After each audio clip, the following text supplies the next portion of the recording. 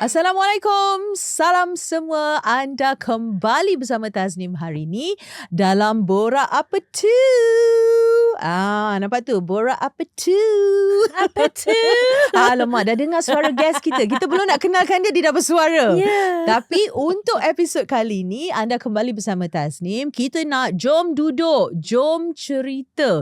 Tapi kita nak duduk dengan siapa hari ni? Kita nak cerita apa hari ni? Jadi macam biasa kita tampilkan tetamu-tetamu istimewa yang akan bercerita mengenai pengalaman mereka, cerita-cerita yang korang tak pernah tahu tau. Cerita-cerita yang kita bawakan ni kita kupas dalam-dalam. Kalau korang nampak kat social media dia lain, tapi sebenarnya di sebalik semua tu bagaimana orangnya. Dan hari ni Tasnim bersama seorang yang saya boleh relate. Sebab dia seorang pengacara, dia seorang content creator, dia seorang ibu.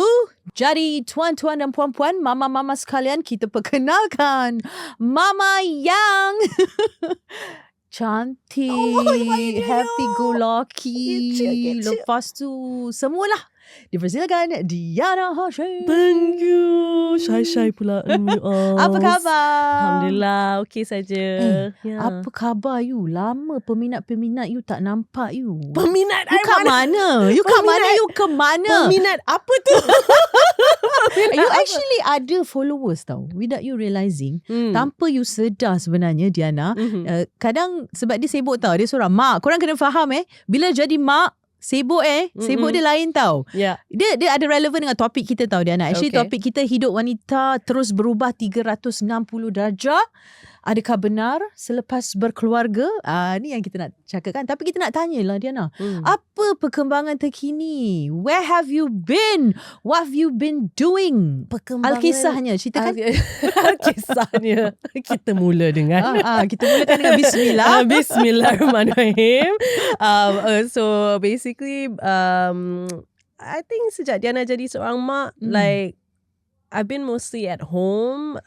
Kalau kerja pun kerja taklah consistent. Tapi ni bukan dalam my perspective, ni bukan kekurangan rezeki, tapi dari segi like this is a decision that I have made for myself to slow down a little bit with work. Sebab di mana I boleh fokus dekat rumah, I akan fokus dekat rumah. Sebab I dah tahu sebagai seorang yang dah bekerja dah berapa tahun sejak habis SPM macam tu. Okay. You dah start awal I start awal. Sama, high five. Yeah, so I start kerja lepas SPM. So after that, it was always macam hustle. Tapi since I became a mom, I fikir macam okay lah, nak hustle tu hustle. Tapi yang pentingnya kita kena bahagikan masa kita properly. Sebab dulu sebelum berkeluarga. Okay, tuan-tuan dan puan-puan mama-mama sekalian. Okay, konsepnya sama je. Dulu sebelum kita ada family, sebelum kita berkahwin, macam masa kita tau. Kita buat MC job, mengacara berjuta event pun balik kita tidur terbongkang. Dia tak payah fikir apa-apa dah. Tak fikir. Lagi-lagi kalau kita duduk dengan parents, kita duduk dengan mak bapak kita, kita balik campak baju, tak payah fikir orang ni dah makan ke belum, anak kita makan, suami kita ke apa, tak payah. It's all us. It's everything about you. You balik, you tidur, besok pagi you bangun, you pergi event. Betul. You pergi travel. Tapi lepas berkeluarga, adakah istilah itu masih sama? Memang tak lah. Memang tak. Siapa yang cakap akan sama, tipu. benda semua sama, tak ada makna. Tipu. Betul. Jangan dengan cakap orang macam tu. Diorang tu semua penipu. Pembawa harapan palsu. Betul. PHP, PHP macam tu. So it's but you know, like when you enter motherhood, your life is going to change. Definitely. Whether you like it or not. Tapi soalan yang pentingnya, kalau you ada the right kind of support that you need. Alhamdulillah, suami Diana dia agak dia quite supportive. He's actually very supportive sebab dia adalah dia punya sebab-sebabnya yang dia lihat you know, as the modern day father. Dia tak suka bila orang cakap like, kalau dia pegang anak kita, lepas tu orang akan cakap like, hands onnya bapak ni. Dia macam, aku tengah pegang anak aku lah, ni kenapa nak jadi hands on ni? I memang dah pegang my daughter. I'm taking care of my daughter. I'm changing her diaper and all of that. It doesn't mean that I am hands on. It means I'm just doing my duty as a father. So dia macam pantang sikit. So alhamdulillah he has that mindset, because otherwise I would I pula yang kena marah dia, suruh buat macam tukarlah diaper, buatlah ni, buat tu. So alhamdulillah it's like not the case lah. Tapi you akan terkejut sebab tak semua lelaki macam tu. Memang betul. Okay, sebab tu kalau I sendiri, kalau I nampak bapa-bapa including suami saya juga, which I credit kat belakang tu, dia duduk belakang tabir, sekejap lagi mesti dia senyum lah masuk kereta sebab kita puji dia. Okay, sebab kalau Tasnim sendiri nampak ayah-ayah di luar sana yang sangat membantu isteri dia, yang kalau pergi mall dia boleh masuk, anak berak, kita mak baru nak makan, so tired, baru nak makan, tapi anak dah pupu. Lepas tu macam ada suami-suami yang tak buat apa-apa Betul. yang akan duduk tengok tu, you tukarlah. Betul. I tengah borak. Ada banyak kali nampak macam tu. So for me, untuk nampak seorang suami ataupun ayah yang very answer, I sometimes akan cakap. Yes, it is. I actually credit them. I mean like credit where credit is due. Tapi I rasa like this reason why dia dah jadi macam ni juga sebab kita orang discuss lah sebelum kita orang dapat anak. And while I was pregnant, and I was like just making sure that, you know, whatever it is, we want to not jadi gila selepas jadi mak ayah kan. Memang dia orang selalu cakap after first year of having a baby tu paling susah. Tu yang waktu yang suami isteri memang kerap akan bergaduh. Mak-mak pun boleh naik gila juga. Don't get me wrong.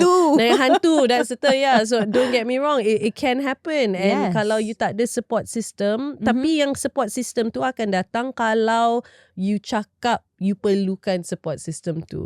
And I think sebab bila Diana hamil, waktu I pregnant lah.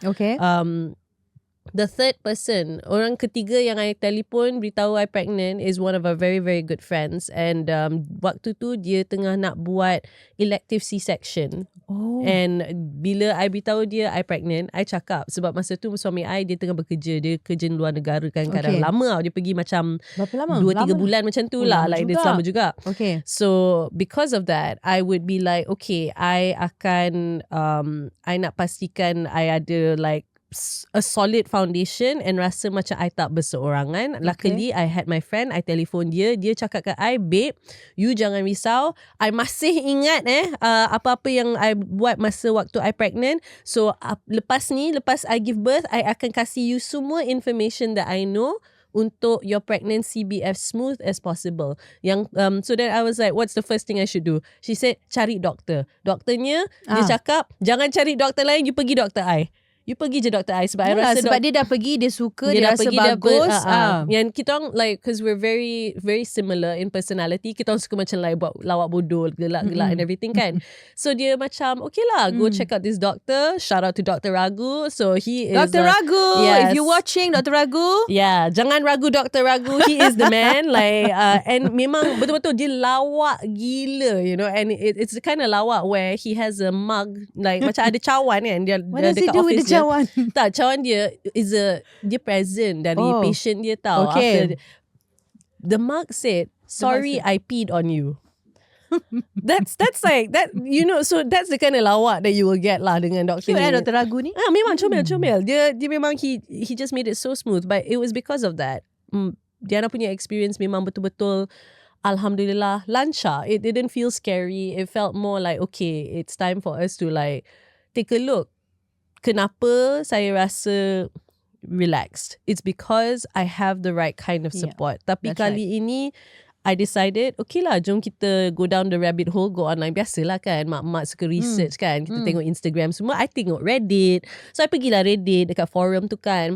Apa like, what is the most like what is the highly regrettable things that mothers experience or mothers do? So like ni nak cari what's the term regret, like kalau menyesal. Yeah, so like apa yang kita like ibu-ibu paling menyesal bila diorang first have children ataupun over the years when they have children. Kebanyakan diorang semua cakap benda macam like, I lost myself, I didn't focus on myself, I didn't speak up bila I ada masalah ataupun bila rasa tengah macam big emotions ke apa, I tak akan beritahu siapa-siapa, I akan pendamkan perasaan saya, semua macam tu, like, so they will keep it in. And when that happens, this is where friction happens. You akan bergaduh dengan suami, bergaduh dengan keluarga, bergaduh dengan kawan, bergaduh dengan diri sendiri, bergaduh dengan anak. Bergaduh dengan semua. Yeah, exactly. And that is the only Yes. reason why bila mak rasa berseorangan and bila dia dah dapat tahap itu dalam hidup dia, it's because she feels like she doesn't have the right kind of support. So, Sebab tu memang hidup lepas berkeluarga akan berubah. betul. Okay, tipulah kalau tak berubah. Tapi macam Diana cakap, dengan support system yang elok, lepas tu kawan-kawan kita yang positif pun membantu tau. Kalau you dikelilingi dengan orang-orang yang toxic, benda tu benar, tengok dia dah gelak. Kita nak tahu dia ke salah seorang ke atau dia dikelilingi. Alah, tak nak lah. I tak nak gosip macam tu. Maksudnya it matters. Yes, no, it really does. Your benda ni sebahagian daripada support system. Okay, macam Diana sendiri, Diana kata you have a very good supportive husband. Yeah. Suami yang sangat-sangat menyokong dari semua aspek. Yes. Emosi you. Dan I rasa your key to success in everything is also komunikasi. Betul tak? Betul. Okay, lepas tu Tasnim rasakan bila you dah ada anak, especially macam-macam emosi bergolak. Okay, peringkat awal, peringkat tahun pertama. Betul. Kita kalau first time parent ni, lagilah kita serba tak tahu, kita serba belajar. Yes. Okay, kat situlah kita akan buat segala kesilapan yang kita buat dengan anak pertama. Macam saya, kesilapan, tak ada, I want to call it kesilapan. Kita tak panggil kesilapan tau. Anak pertama tu testing ground testing ground tau. Lepas kita dah belajar, aku lepas ni aku tak nak buat macam ni dah. Yeah. I can do better. Saya patut improve and maybe I can do better. So nanti anak kedua you tengok lah. You tengok memang anak lawa, kedua you tak. akan let go in a lot of ways lah. Yeah, betul tau. tapi I dah perasan benda macam ni. Okay. Sebab I anak bongsu. I ada abang sulung I, and then my sister who is the middle child, and then there's me. Memang lah, like you tengok. nampak tu? Nampak. Sebab masa I tengah pregnant waktu tu, my friend yang baru buat C-section, dia cakap dekat I, bila awak pregnant, you cuba buat analyze. Kau tengoklah hidup macam mana you were brought up, your childhood, cara mak ayah you besarkan you dengan adik-beradik you, semuanya lain. Waktunya lain. Betul. So apa yang you dapat tu memang akan lain. So lagi-lagi dulu I pernah kena ejek lah. Dia macam my siblings. Apa ejek you? Tak, my siblings dia cakap, my brother lah, dia macam you macam accident. Sebab my parents ada lelaki dah, ada perempuan, masa ada perempuan lagi, macam dia sebenarnya macam you kid je, bukan dia nak you sangat. You adalah case tau. You accident, but it's okay, it's a good blessing, alhamdulillah. But either way, so like, but it made me realise lah benda-benda macam ni. Like you start to think, mak ayah I sebenarnya apa yang diorang tahu back then, the way that they were brought up is how we are brought up. And so dia melimpahlah sikit-sikit. So bila bab anak pertama ni memang betul-betul testing ground, sebab kita akan kasih apa yang kita tahu, tapi sebenarnya sebagai seorang ibu yang baru, you memang takkan tahu lah. Like you macam jatuh terhantuk, lepas tu you bangun, you belajar. Yes. Lepas tu you janganlah lalu jalan tu supaya tak terhantuk lagi. Faham tak? It's like it's your experimental ground kan. Okay, macam untuk Diana sendiri kan. So lepas Diana dah dapat anak, Diana now 4 tahun? 3 tahun? Hampir 4 tahun. Hampir 4 tahun kan. So apa perubahan paling drastik yang Diana nampak dalam diri Diana sebagai seorang ibu daripada start tu? Daripada awal-awal tahun pertama yang mungkin paling mencabar minda, emosi, fizikal, macam-macam. Sebab bila kita jadi seorang ibu, kita punya perubahan tu bukan dari segi rambut gugur je tau. Badan, I've been there done that. Okay, sebab tu bila orang kata dalam pantang you kena betul-betul jaga tu penting Betul. Itu betul. Sebab masa tu lah badan you tak sama dah. Emosi you bergolak. Dengan kalau makcik pantang tak elok, satu lagi nak kena deal. Itu dia. Lepas tu kalau anak jenis yang menangis, kita belajar tau. Kita first time mom tau. Kita tak tahu macam-macam. So macam Diana sendiri. Diana kongsikan daripada Diana first tu became a mom, jadi seorang ibu sampai sekarang mesti dah lebih senang, dah terror. Betul tak? Masih belajar, tapi in terms of macam you got this sikit, you got this. You got this kan? Betul tak? Okay, so like sebab I kalau I ingat lah, like waktu I nak beranakkan anak I, sebab initially kita orang patutnya buat natural birth. Okay. I quote quote natural birth. Okay. But Ni anda doktor ragu kan? ni ada doktor ragu lah. Jangan ragu-ragu. Jangan ragu doktor ragu. Sebab tapi the thing is masa kita orang when we went in, patutnya kita orang nak induce hari minggu ke-40, betul-betul like the 40th week. And dia cakap you dah dilate 1 cm, tapi you dah dilate 1 cm dah selama 2 minggu dah ni, like macam tak bergerak-gerak waktu tu. Like it did not move. Dia masih dekat atas waktu tu. She's like, you know, still not, belum jatuh lagi lah, belum turun. And after that dia macam so you nak buat apa sebenarnya? And I dah macam like apa yang patut I buat, doktor? You tell me, man. Like I okay je. Like I nak casual. Sebab waktu tu, I mean, the most important thing for me was that I tak boleh ada expectation. I tak boleh macam like kita kena plan ini, ni tak boleh. You kena percayalah, Allah is the best of planners. Whatever is meant to happen for you is meant to happen. So tapi like untuk you sampai tahap tu, it's not so easy lah. It's not. But I had to really like pasrah. Redha. Betul-betul redha. Like, betul kan? Redha dan pasrah kan? Yeah, just be like redha je lah. Like this is how it's gonna be. But then that was when he actually said, so I nak introduce you elective C-section. I nak introduce saja, tapi I tak paksa, tak apa. Sebab sekarang you bukan in labour, tapi I nak you tahu the realistic aspect of it. Sebenarnya kalau you masih dalam tahap ni, I rasa sebagai saya punya expertise yang saya dah kerja sebagai doktor dah berapa puluh tahun macam ni, I rasa you punya labour akan lama. You akan lama. Tapi soalan yang paling penting, mental mindset you boleh tahan tak? You boleh tahan tak lama tu? Sebab ada orang bila dah lama sangat, lepas tu tiba-tiba dah kena tarik pergi emergency C-sec, that is the worst switch of mental state. Agreed. And so because of that, I was like, I tak pernah dengar doktor cakap macam ni. Okay, baiklah. And then dia cakap, you telefon mak you, I kasih you masa untuk fikir. You bagus saya doktor ragu ni. Bagus. Itu I suka, sayang dia sangat. So then after that, I call lah my mum. Lepas tu dia cakap, bagus juga dia, doktor ni kasih ada option lain. Sebab apa tu, waktu masa I give birth dekat abang you, I give birth lebih daripada 24 jam. I labour. Lepas tu bila last dia kena keluar dengan vacuum. Kita dengar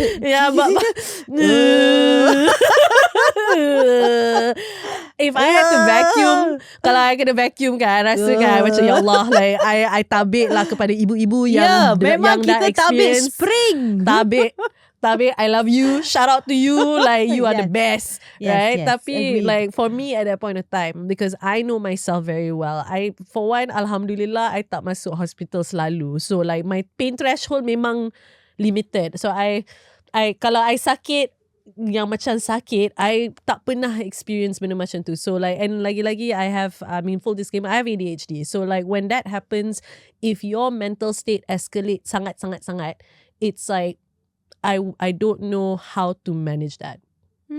So the doctor was like, make sure no matter what, you kena tahu ada pros and cons to C-section dengan natural birth, so to speak. Dia cakap, kalau natural birth memang lagi cepat you sembuh, lagi cepat you boleh hidup macam biasa lah, pergi exercise, up and about dan sebagainya. Tapi kalau you nak buat C-section, I mean yang obviously yang natural birthnya ada syaratnya lah, sakit nak mampus lah, you can tapi feel lepas tu settle lah. But after that settle lah. You go through the pain and then you recover after. But then kalau you pergi C-section, you akan maybe the initial surgery in itself you takkan rasa apa-apa, tapi your recovery period after that memang akan lagi lama, and it could take up to like 6 months, it could take up to almost a year depending on how you take care of yourself. So dia cakap lah, you ni bersedia ke tak untuk tidak jalan merata-rata ke tempat? Like, are you ready to duduk diam-diam and jadi passenger princess and suruh orang buatkan benda untuk you? And I was like, kalau suami I bersedia, kalau I ada orang nak support, because I also have my sister, my brother, my parents, they're very, very supportive and very loving, and it's because of that I felt like, okay, Kalau yang paling penting tu is my mental health more than anything else. This is not a selfish decision. Ni bukan semata-mata je sebab I tak nak keluar. I mean like, sebab lepas I give birth, diorang ada cakap, oh you lalu tingkap kau tinggal ni tingkap ke apa ni? Like, I mean like, what? Siapa? What? So, but macam tu lah. So I think at the end of the day, like, so back to the question, sorry, I memang digress ni lah about ADHD. Okay ni je. dia like itulah cara cerita dia jalan. We have all the time. Okay, Masa. Take your time. Fantastic. So basically after I had given birth, memang time tu like the most important thing was focus on your mental health. Make sure you paling steady dekat sini. Pantang Okay, Chop.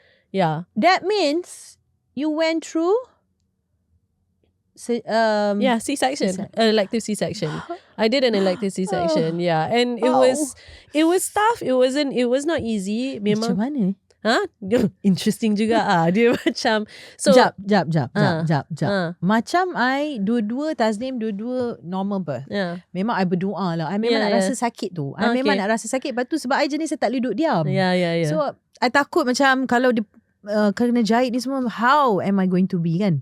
Jadi dua-dua dah habis beranak tu memang sakit lah Kak. Menjerit besi tu aku rasa dah bengkok. Tangan suami pun, tulang pun mungkin ada retak ke apa, kita tak pasti. Tapi sakit dia sakit habis kat situ kan. Tapi macam Diana, how was it? Okay, so okay, actually interestingly enough kan, saya rasa elective C-sec is not as bad compared to emergency C-sec. Seperti Diana cakap macam tadi, kalau you ada expectation dalam kepala you rasa okay, I'm going to give birth vaginally. I'm going to say it straight out. Actually, you know what? Vaginal birth. That's it. That's reality of life. That's a scientific term, right? So when it comes to vaginal birth, if you want to give birth, you akan ada lah you punya preparation sendiri. Tapi bila you tunggu lama sangat, kadang-kadang ada doktor yang mungkin kata,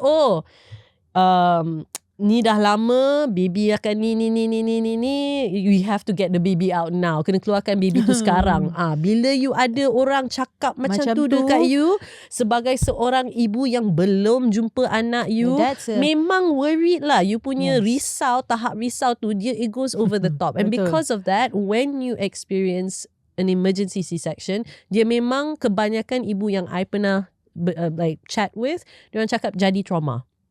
Dia akan jadi trauma, dia akan jadi postpartum depression eventually, because it's like the recovery period for it becomes so difficult. Kalau dia lagilah tak ada rasa support yang betul-betul ada support, dan lagilah kan? Terus. So for me, it was memang betul-betul like, kan selalunya orang cakap bila baby datang tu hidup you, the baby is number one. Actually the reality of it, it's not really the case. Yes, betul, baby tu memang sangat important, tapi you pun sebagai ibu sangat penting. You kena ingat tu. This is a good line, good sentence yang Diana share. Bila anak dah lahir, yelah memang kita rasa macam anak lah segala-galanya. Tapi untuk kita jaga anak tu, kita kena jaga diri kita. Betul. We need to be okay ourselves. Kan? Betul tak? Jadi sebab tu ramai orang tak nampak benda tu. So end up we don't prioritize ourselves. Tapi kita macam, lepas tu nanti lama-lama kita akan worn out, kita akan rasa depressed, kita akan rasa macam-macam tau. Okay, sambung. Yes, memang betul lah. Memang situasi tu betul. Dan bila yang Tasnim cakap pasal like pantang lady kan, Alhamdulillah I had a good pantang lady. Ada pantang lady. Sebab pantang lady from my friend yang tu. Yang suggest Dr. Ragu. Yang suggest Dr. Ragu je, yang suggest yang kawan you ni banyak berjasa untuk you. Memang Alhamdulillah dia may Allah like betul-betul kasih dia rezeki next level. Apa nama dia? Ili Sulaiman. Ili Sulaiman. Ya. Ili Sulaiman. Yes, masa-masa Ili Sulaiman. Ili Sulaiman. Tolonglah tengok podcast kita orang ni. Yes, sebab I sayang dia sangat-sangat. Diana sayang you sangat. You banyak berjasa untuk Diana. May Allah bless you, Ili. Amin. Like, legitimately. But it was because of her. It is because of her. I rasa like I memang privileged sangat. I sangat privileged, because when I talk to other mothers about diorang punya experience, diorang cakap beza. Memang apa, laut dengan apa, air, langit dan bumi. There you go. Like it's like the ultimate opposite. And I'm like, kenapa? So as the more and more I listen to it, it's because ada banyak ibu dalam dunia ni, dalam modern day era ni, diorang tak rasa selamat. Diorang tak rasa like they are taken care of. They don't feel safe, like that someone is there who's going to be there to take care of them. And they need to be taken care of. Yes. Just because they are a mom, janganlah cakap benda macam yang bangang macam like, oh kalau tak boleh buat, janganlah ada anak. Aku tapiak kalau you cakap macam tu, okay? Like, Tapi don't say that. they say But those it is, things. they do say those things. But the reality of it is, it's not about if you can't handle it, jangan jadi seorang ibu.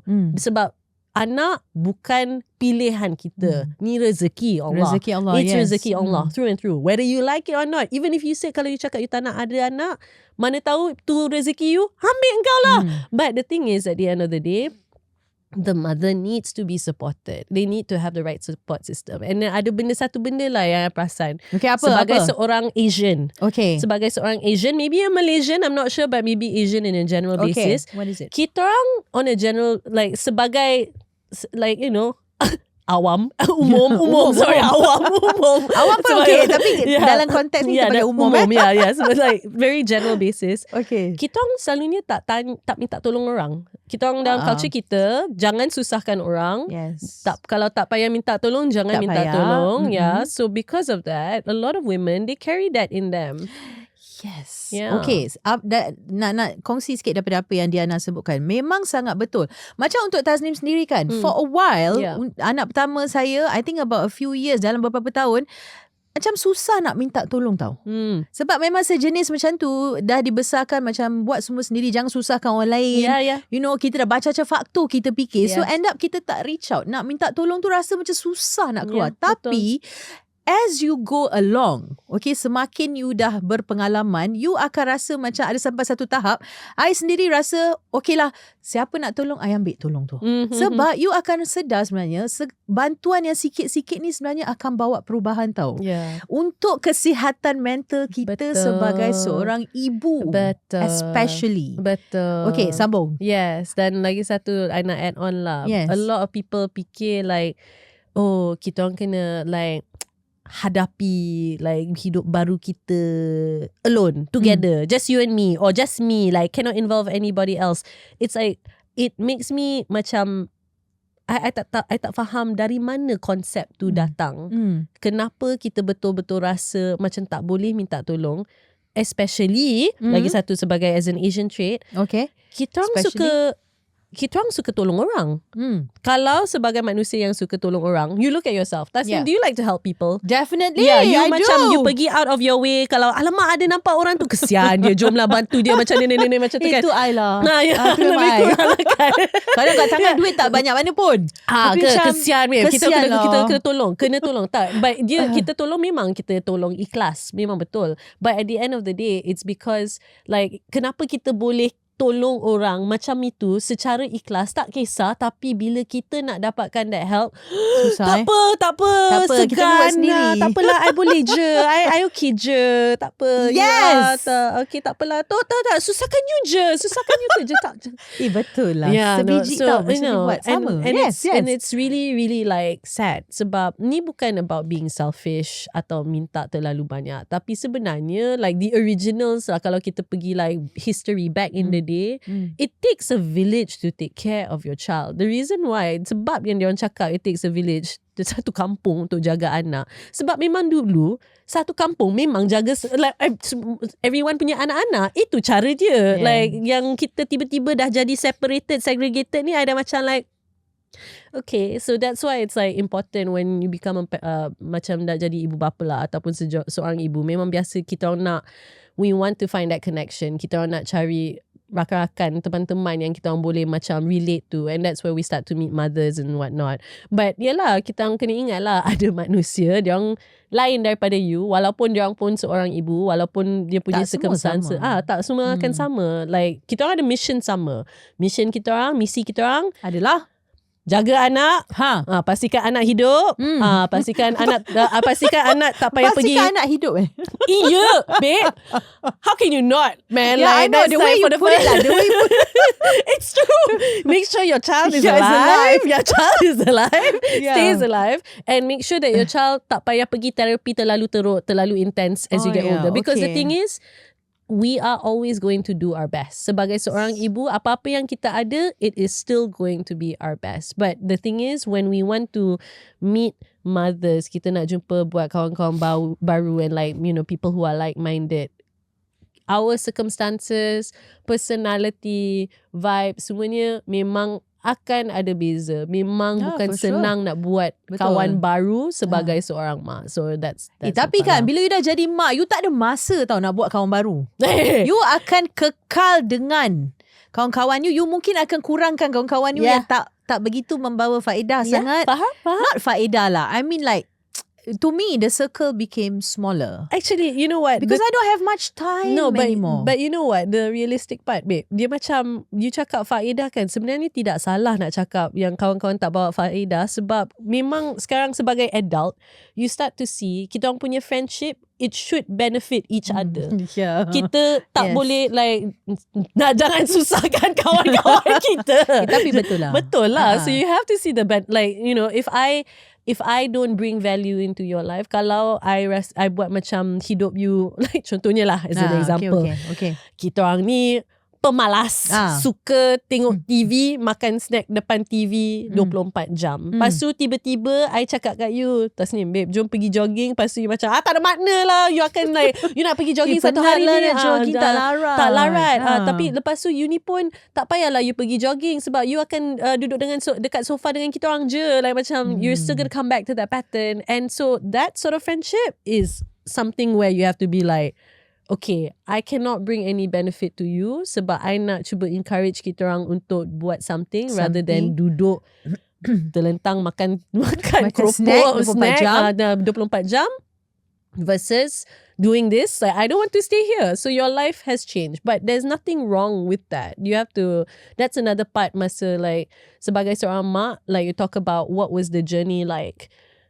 There's going to be a lot of changes dari segi your your relationship dengan ibu bapa, your parents, dengan your husband or your partner or your wife or your friends or your siblings, sebab priorities you memang akan tukar. Tapi yang pentingnya, bila you dihadapi cabaran, jangan kasih cabaran itu, don't let it keraskan hati you. Sebab kalau you keraskan hati you, you akan jadi chip on the shoulder.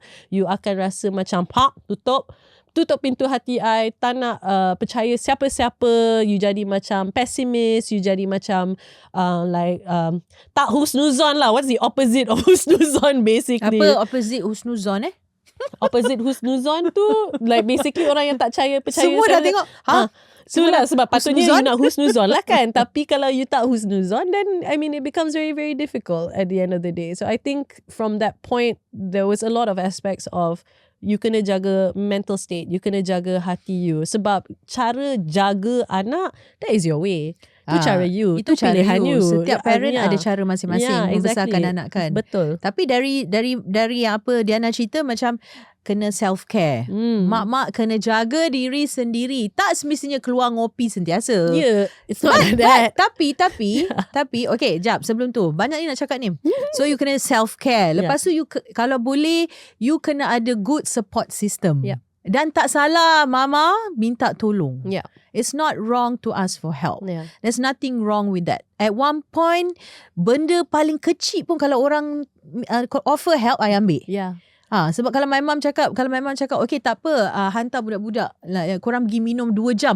Itu 2 jam dating pada tahap ni, kita orang dah alhamdulillah, ya Allah, betul. Setiap saat tu kita tengok makan berborak. Kita appreciate 2 jam tu, tak tahu nak cerita macam mana. Memang betul. So you take all the help. Ambil segala bantuan yang siapa-siapa nak tolong ni, korang janganlah fikir tak apalah menyusahkan diorang sikit-sikit pun tak apa. Itulah maybe untuk diorang offer bantuan, dia tak rasa susah pun sebenarnya. Dia nak menyenangkan kita. Betul tak? Betul. Okay, lagi Diana, apa lagi?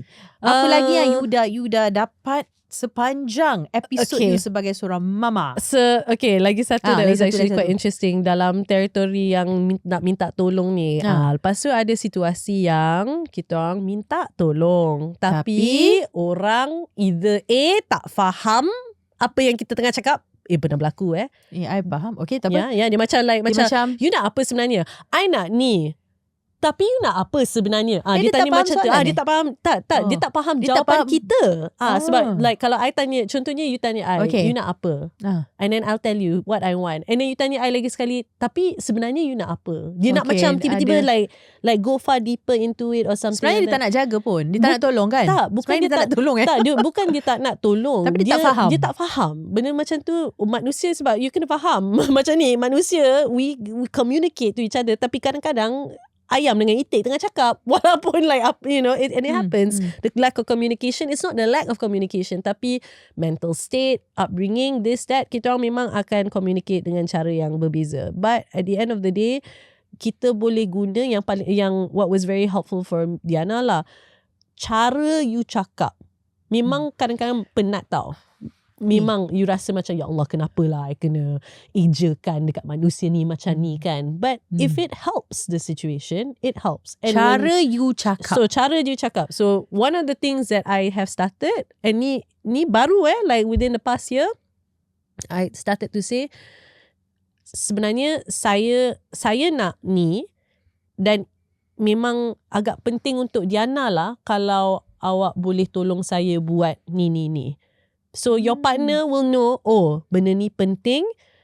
Kalau dia tak tolong, tu dia, it's a him problem lah. Dia ada masalah dunia sendiri, and then you're just gonna be like, bro, what up? Yeah? But then untuk kalau suami or your partner is understanding and caring enough that you say, sayang, this is important to me. Can you please help me with this? It's important to me. The sense of importance. Sebab kadang-kadang untuk diorang kan, like I'm gonna say this lah. Some people diorang tak tahu apa yang tahap penting dan tahap yang macam tak penting sangat, and so on so forth. Like for example, bila kita tengok benda macam mental load, like the standard mental load, like mental load, I mean you've heard of mental load kan? Definitely. Like, yes, and kalau kita nak explain apa mental load, basically dia macam benda-benda yang kita kena buat setiap hari sebenarnya. Sebenarnya it's just benda yang kita kena buat setiap hari. Bersihkan rumah, jaga anak. Kalau ada anak yang pergi classes, dia siapa yang kena hantar dia, siapa. Lepas tu like macam dengan mak mertua, kita orang nak planning pergi lunch dan semua. Kita semua nak pakai baju apa, kita ada planning, kita ada matching Itulah colour. sebagai daripada mental load dan banyak lagi. Ya, tapi the thing is, at the end of the day lah, there are several aspects yang kita orang kena focus on, which is mental load ni. Kenapa partner kita tak rasa dia sepenting as it is for us?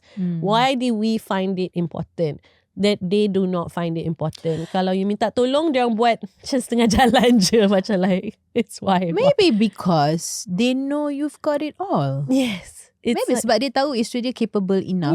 Isteri dia boleh buat semua. So dia pun macam, ataupun maybe like my husband always say, maybe because you tak suka orang lain buat cara orang lain. You nak orang tu buat cara you. Yes. So I pun tak cakap apa-apa lah. Yes. I biarlah you buat cara you. Mungkin sebab tu juga. Ya, betul. Betul tak? Tapi memang sangat betul. That is exactly the answer. You've like hit the nail on the head. Yeah. Ketuk. Yeah, but the thing is, it's like when you say it like that, kita orang ada expectation, tapi expectation ni semua datang dari mana? And I kasih contoh lah. Ni masa 4 months in lah, 4 bulan. 4 bulan I dengan suami I, our baby, and waktu tu pantang lidi kita dah caw. Okay. Kita orang kena jaga baby on the weekends. Kita orang macam like takut juga like, faham. like okay, nak buat apa. So macam ni, I cakap kat dia, okay sayang, I nak mandi dulu. Okay. Pegang baby, you be okay. Okay, I mandi. Babe, I mandi bawah 3 minit. Macam mana you tahu? I tahu I nyanyi lagu. Nyanyi lagu apa tu? Masa tu waktu BTS Butter, if I'm not mistaken. Under 2 minutes, perhaps something seconds. I will sing that song. Cantu And then dah Zaz, okay, pakai baju. Okay, sayang, mama's back. Okay, daddy pergilah mandi. Okay, daddy pergi mandi.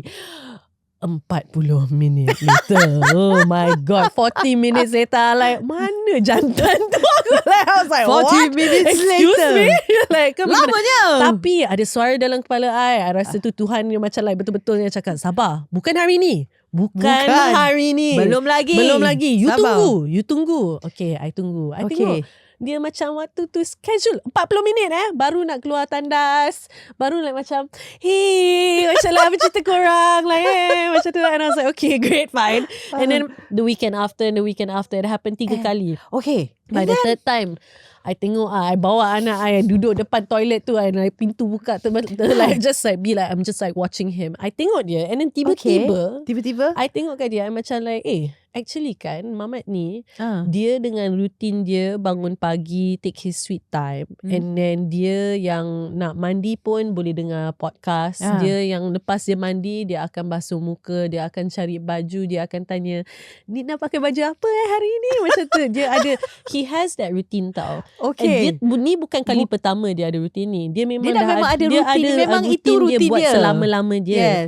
So, buat selama-lamanya. And so because of that, I terfikir like macam dia ni tengah proceed dengan rutin dia sebab ini cara dia to put his best foot forward untuk jaga keluarga dia.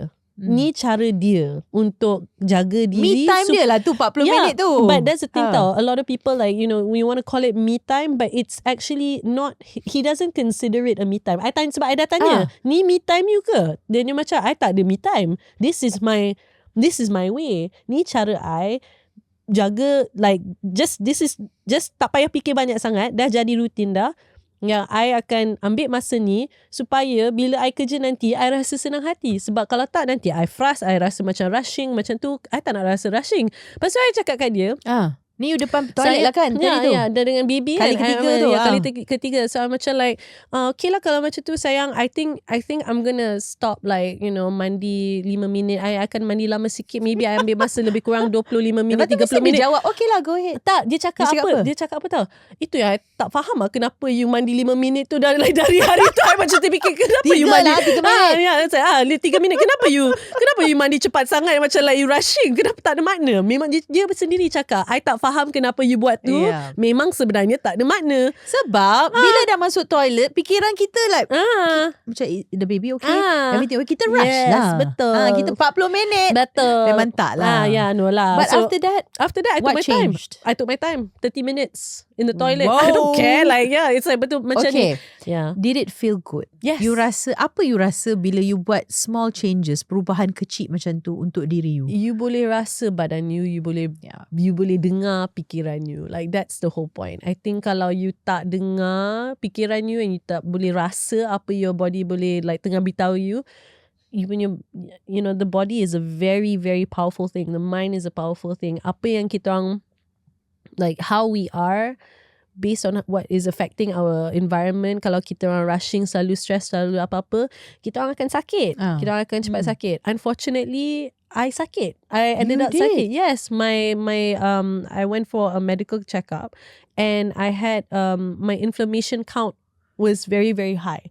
It triggered a tumor marker, but alhamdulillah we got that checked. And then the doctor, this was November 2024, and like that would be what, maybe about 2 years after having given birth. And itulah, that's another thing, when you don't think about, kalau you tak fikir apa pasal like, you know, you punya mental state, you punya badan, you akan lupa buat benda yang paling penting. Contohnya minum air, cukup tidur, makan bersihat, like move around, exercise. Benda macam tu you akan neglect, betul-betul akan neglect. Lagipun yang dengan I yang ADHD suka tengok rabbit hole ni, I faham the reason why kita selalu suka makan benda yang gula ke apa ke, it's because badan kita tak cukup nutrient. We are not there's not enough nutrients in our body, so kita nak compensate dengan sugar, iaitu energy. So like we think that we need the sugar, kita ada craving. Tapi eventually what happened was my inflammation became bad. It came out, dia manifested. I ada eczema dekat tangan I, dekat badan I, and then baru-baru ni jerawat, and then kalau you tak jaga badan betul-betul jadi migraine. So there's so many aspects to it yang kalau you fikirlah sebagai seorang mak, you ingatkan ni nak bab jaga anak sahaja, memang tak, sebab everything is interconnected whether you like it or not. Sebab macam I cakap tadi kan, kalau you tak okay, macam mana you nak jaga your family? Betul. So but how are you now? Alhamdulillah, I'm okay. I mean, like, you know, I'm not 100% yet, tapi I think the reason why like Diana tengah kongsi cerita ni, sebab ni lah awareness yang agak penting, yang what will happen is that you will have this, you know, you will see kalau apa effect dia kalau you tak jaga diri sendiri. Yang selalunya dia bukan keluar cara mental, tapi dia akan keluar cara badan you. And then this is the part where kalau you notice Tasnim, ramai orang develop macam like autoimmune diseases and so on and so forth, like all of those kind of like those sickness, this is something that can happen kalau you tak jaga diri sendiri. Whether it's the people that you spend time with juga, orang toxic pun boleh buat you sakit. Everything lah. Semua ni part of the process yang mana kita akan belajar dengan pengalaman. Yeah. Tahu? Jadi kalau especially kalau mami-mami, mama-mama yang first time mothers, first time parent kan. Memang you akan semua ni, kita tak ada buku manual tau yang ajar kita. Tak ada. So bagi I sendiri, macam Tasnim sendiri, belajar from my experience. So which is your best teacher? Yes. Okay, cikgu yang paling, macam doktor, kita dah tahu Dr. Ragu. Kawan Ili Sulaiman, if you watching, semua ni related dengan Diana. Okay, Diana, dengan apa yang Diana dah lalui, okay, hospitalization, semualah pengalaman-pengalaman ni, kalau semua yang tengok Diana, kita nampak Diana sebagai happy go lucky. So kalau masa Diana tengah down kan, tengah down kat rumah, penat, sebab bila you buat every day, you tak keluar sangat pagi, contohnya you tak keluar sangat sebab you tak perlu keluar pun, sebab semua ada dalam you punya, semua benda ada. So you function kat rumah, you jaga anak, you deal dengan mertua, you deal dengan suami, you deal dengan semua benda. Mesti benda tu, the mental load tu akan sampai. It's always like that. Yep. Like for me, kalau one whole week I tak dapat keluar mana-mana, I akan cakap my husband, I think I need a break. Yeah. Lepas tu nasib baik dia akan cakap, go, I balik ni you keluar. Dia sampai je aku ambil kunci kereta, aku dah jalan dah. Sebab walaupun duduk dalam kereta, walaupun pergi groceries, tolak troli mama, walaupun minum secawan kopi sendiri, senyum sendiri ni, itu adalah satu kegembiraan. Yes. Dan saya rasa ramai yang boleh relate benda ni. Boleh. Betul tak? Boleh. So in your case, untuk Diana, apa yang akan buat Diana happy? Walaupun kita tahu sekarang Diana mandi 30 minit dah buat dia happy. Apa lagi yang apa cara you buat happykan diri you supaya you dapat function sebagai seorang mama, isteri, anak, sebagai sibling? Apa your happy pill you tu? Happy pill banyak tu. Banyak. Kita sikit, kita ada dalam berapa minit lagi? 20, 12, 15? Okay, kita tengok timing kat situ. About that lah. Alright, yeah. So I think for me, like, happy pills, okay, this might sound corny to some people. Doa, zikir, that helps a lot. Sebab kena tawakal. Benda macam ni, I think at the end of the day, kalau seorang ibu, kita akan perasan lah dalam dunia ni, ada banyak benda yang kita orang tak boleh control. Like kita orang beyond control. Memang betul-betul kita orang tak boleh buat apa-apalah. Kita orang tak boleh suruh orang tu buat ini. Kita orang tak boleh suruh orang tu rasa cara yang kita rasa. Memang semua akan lain. Tapi you kena tawakal. You kena betul-betul accept that factor. So doa is always very important. Tapi bukan sahaja doa, you kena supplement with something else. Baru-baru ni jalan just walk. So kalau macam brisk walk kat luar, brisk walk dekat luar, babe, I'll buat lagi best tau. I'll buat lagi best. Mesti anak dengar. You pergi pavilion, pergi shopping mall mana-mana lah. You pergilah shopping mall mana-mana, and you jalan lah sampai you dapat 10,000 steps. You tengok je kat luar, you tak shopping, you jalan je. You jalan dalam aircon. Sebab kalau you pemalas nak jalan dekat luar, sebab you know hantu panas lah, putri lilin. Yeah, so if like that, mengejar 10,000 steps. Yes, yeah. So like get in your steps, go for a walk, and it'll be a lot better in that sense. I think so. Itu movement lah. That is a happy pill.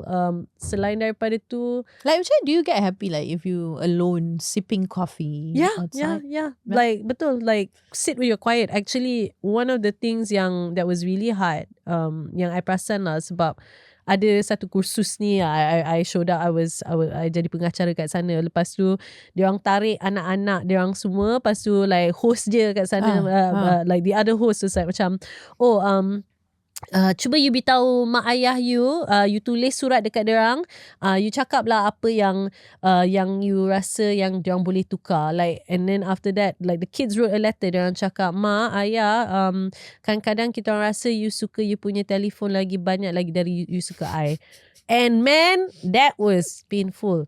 You tanya sendiri, like bila anak you tengah tengok dekat you, pasti you tengah tengok dekat you punya phone. And then I fikir lah, like actually I pun buat macam tu tau. And then I fikir, kenapa I buat macam tu sebenarnya? Sebenarnya I dah burn out. I dah check out. Tapi burn out I, sebab I tengah overstimulated, I tak boleh duduk diam-diam dengan kepala otak I, dengan my thoughts. I cannot sit quietly with it, that I have to keep looking, that I have to distract. Tapi kalau you letak phone you ke tepi, lepas you duduk diam, tak ada music, tak ada distraction ke apa, the first few times you buat memang akan rasa tidak selesa, sebab you akan ada realization that sebenarnya you ni memang penat. You are so exhausted and you don't want to admit that. Yeah, so that's one of it lah. Like the enjoyment of like sitting by yourself, minum kopi seorang-seorang. Wait, best lah. Best. Tak usah That's tengok my phone. me time. Jangan tengok phone. I kan, kalau I hantar anak-anak I pergi sekolah, diorang sekolah sekali, so senang. 7.40. Bye. See you later, baby. See you. Itu I kira 7.40 sampai pukul 12. That's my time. Yeah. Okay, orang cakap apalah, korang cakap lah. Yeah. Aku kat kedai kopi, senyum. Kadang senyum sendiri. Kadang waiter dah kenal, Kak happy hari ni. Of course, it's my me time. Sebab kalau I tak ada waktu macam tu, susah. Betul. The mental load is just crazy. And also because baru-baru ni I belajar something quite interesting. Okay, share with us. Cara kita bergerak. You perasan tak, sebagai seorang mak, kita orang somehow bergerak lagi laju. I tak laju sangat lah. No, you'd be so surprised. You'd be so surprised. Okay, like for example, dalam masa 10 minit ni, kita ada 5 benda yang kita kena buat dekat rumah. Anak kita dalam bathtub, so we can do it in 10 minutes. Go. Okay, in that sense, betul. Okay, so we will go and do it fast. So we will be like macam, okay, let's do the laundry, let's do this, let's do that. So cara kita bergerak, kita orang dalam kepala kita orang macam like, efficientnya. We are like Flash, man. We can do whatever. Okay, great, fantastic. But then the reality of it is, bila kita bergerak macam tu, like laju, you are tricking your brain into tricking your nervous system to think that you sebenarnya tengah dalam panic situation. So you punya nervous system tengah lagi laju.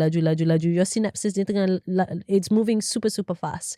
So when you are moving super fast, and if your body keeps thinking that this is your most natural state to be in a super fast mode, maknanya your body is in constant stress mode.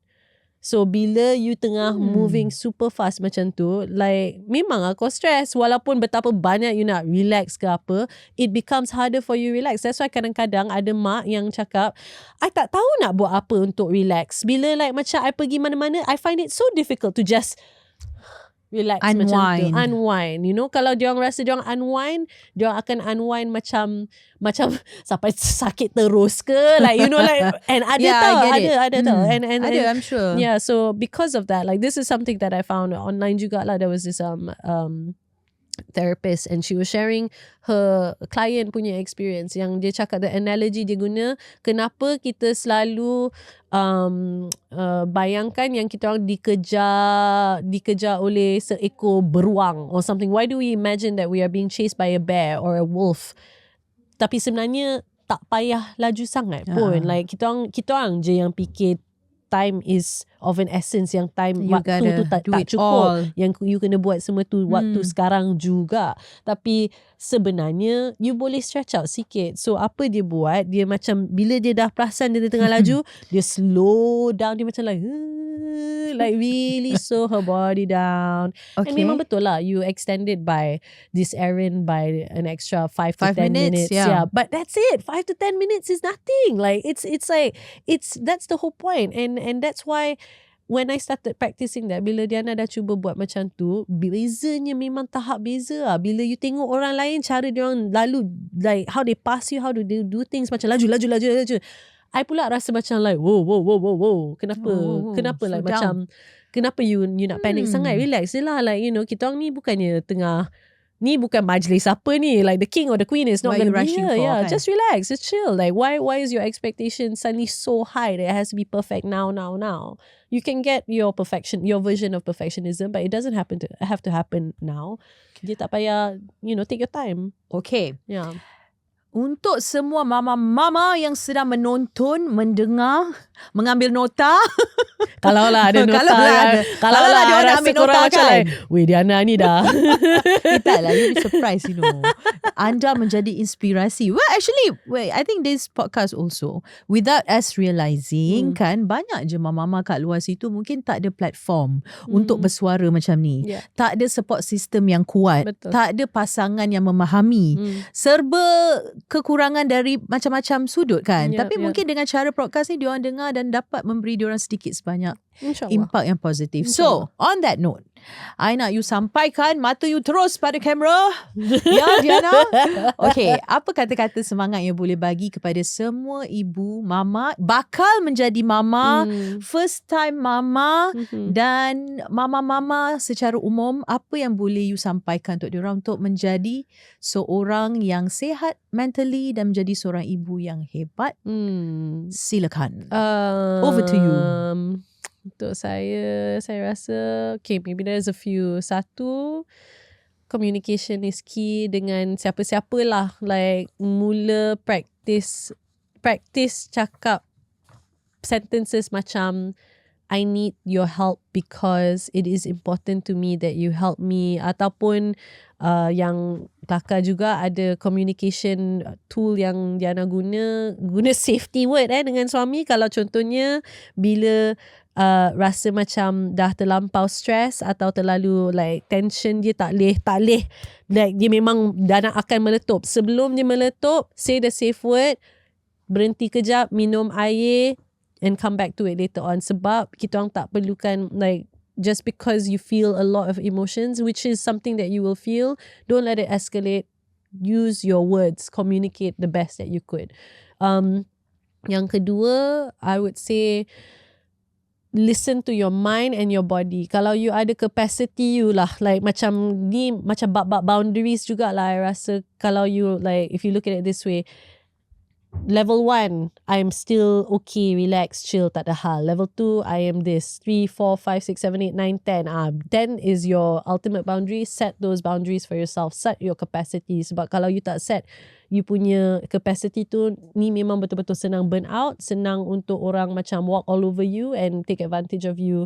Especially if you feel like this is something that you might experience in your life. Alhamdulillah, Diana tak pernah like people taking advantage, but it was more so that apa yang you boleh tahan like kerana manusia orang lain.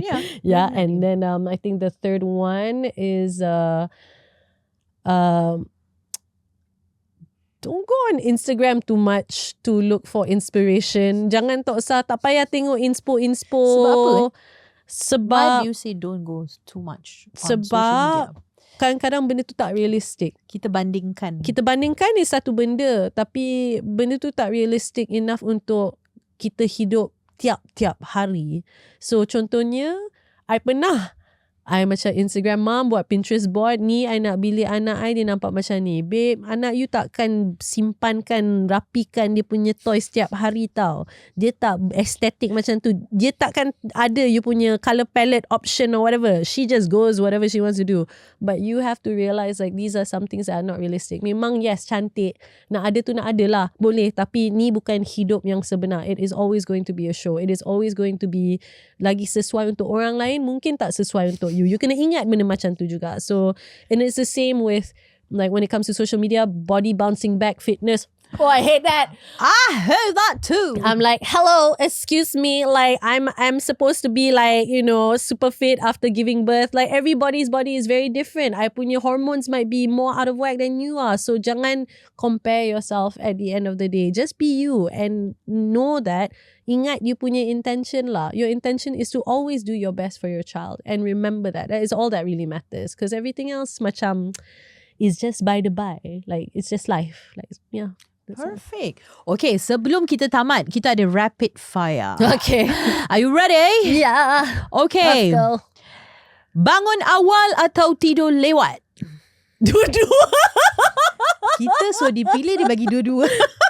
Unfortunately, it's dua-dua. Dua-dua. Yeah. Okay. Coffee or tea? Coffee. Date berdua atau family outing? Date berdua. Anak atau suami, siapa lebih manja? Suami. Suami. Oh. Yeah. Satu perkataan untuk describe suamimu? Sayang. Okay. Dia dengar tak? Dia nanti dia tengok tau. dia mungkin tak pandai baca bahasa Melayu lah. But okay lah. Tapi nanti translate lah. Okay. I love you. I love you, sayang. Satu perkataan untuk describe Diana sebagai seorang mama. Oh, sebagai seorang mama. Satu perkataan. Extra. No. Extra. Yes. Extra. Kalau nak dapat satu hari tanpa kerja dan tanpa komitmen, apa yang Diana akan pilih untuk buat? Tidur. Tidur. Of course lah, tidur. Tidur. Kita suka tidur tau. Tidur. Okay, tu je. Okay. Senang je. Senang je. Okay, tapi apa pun kita dah sampai ke penghujung podcast kita Borak Apa Tu. Kita nak minta Diana buat. Tadi kita cuba dia buat seksi tau. So korang mungkin nak kita tukar cuba lagi sedap. sekali. Okay, 1, 2, 3. Buat apa tu? Borak lah. Oh, buat borak. Sorry, borak. Borak. Okay. 3, 2, 1. Borak apa tu? Yay, thank you babe. Thank you so much for being with me. Terima kasih pada Diana Hashim. Jangan lupa nanti saksikan full episod kita ni. Menarik sebenarnya. Dah kalau kita ada timer kat depan tau. Dah 1 jam 1 minit 50 saat. Tapi sebenarnya kalau bagi saya slot, saya boleh duduk dengan dia lama lagi because ada banyak boleh relate dan banyak boleh tanya. Tapi sampai di sini saja. Mungkin next episode insyaAllah kita berpeluang berborak lagi. Kalau tak kita pergi minum kopi je lah. Boleh tu. I love it. Yes. Okay, jadi untuk anda semua, terima kasih kerana bersama Tasnim dan insyaAllah kita akan bertemu di episod akan datang. Apa yang pasti, jom duduk, jom cerita. Buat dengan borak apa tu Okay. 3, 2, 1. Borak apa tu? Okay, bye. Bye.